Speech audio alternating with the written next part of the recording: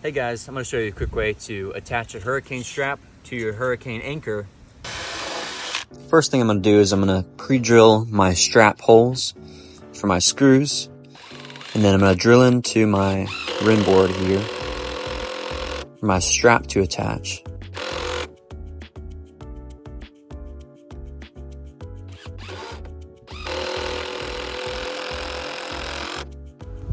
Then I'm going to wrap it around the top and out the bottom,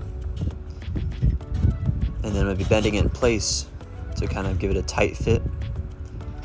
Then I'm going to cut it. Then I'm going to be sliding it through the bolt there, that nut.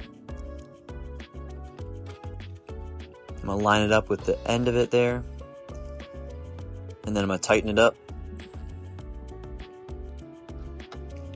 and get it real snug.